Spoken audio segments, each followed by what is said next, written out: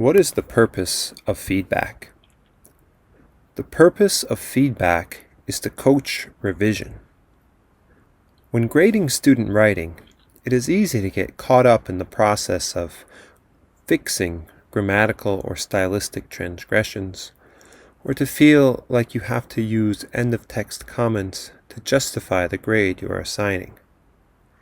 These are not the best uses of feedback, because they are both time-consuming and ineffective. Instead, encourage a culture of apprenticeship in your classes by offering students opportunities to revise their written work and use feedback to support effective revision.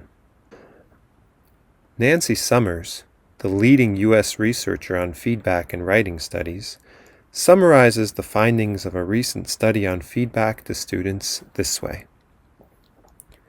After following 400 students for 4 years, I argue that feedback plays a leading role in undergraduate writing development when, but only when, students and teachers create a partnership through feedback, a transaction in which teachers engage with their students by treating them as apprentice scholars, offering honest critique paired with instruction. Summers' findings suggest that appropriately high standards, honest feedback, and scaffolded opportunities to revise are key to sustaining an apprenticeship culture in the classroom. In this context, written feedback on formal student work is only one part of a diverse feedback ecology in the classroom. We have many interactions with our students inside the classroom and outside, written and spoken, one-on-one, with small groups of students, and with the class as a whole. Each of these is an opportunity to productively intervene in a student's writing process, getting a sense of where they are, what they are struggling with, and offering guidance. Frequent communication with students, both to define the project's expectations and to assess what they do and do not understand, is an effective way to distribute feedback throughout the course. Such an approach to feedback follows what Naomi Winstone calls a social constructivist understanding of feedback, in which it is the actions of the student and not of the faculty that are most important. As faculty, we must ask ourselves, how are students responding to our responses? John Bean devotes part of his book, Engaging Ideas, to summarizing a few studies that reveal precisely how students do respond to examples of feedback from faculty.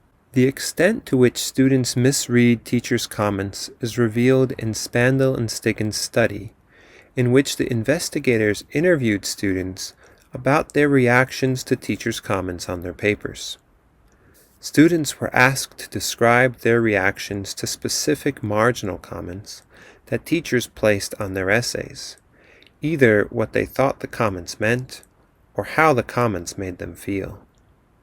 When a teacher wrote, "needs to be more concise," students reacted this way. "Confusing. I need to know what the teacher means specifically." "I thought you wanted details and support." "This frustrates me." Define concise. Vague, vague. When a teacher wrote, "be more specific," students reacted this way. "You be more specific." "I'm frustrated." "I tried, and it didn't pay off." "It's going to be too long then." "I try, but I don't know every fact."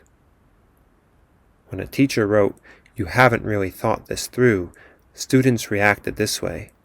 "That is a mean reply. I guess I blew it. That makes me madder than you can imagine. How do you know what I thought?" When a teacher wrote, "try harder," students reacted this way. "I did try. You're a stupid jerk. Maybe I am trying as hard as I can. I feel like kicking the teacher." "Baloney. You don't know how hard I tried." This kind of comment makes me feel really bad, and I'm frustrated.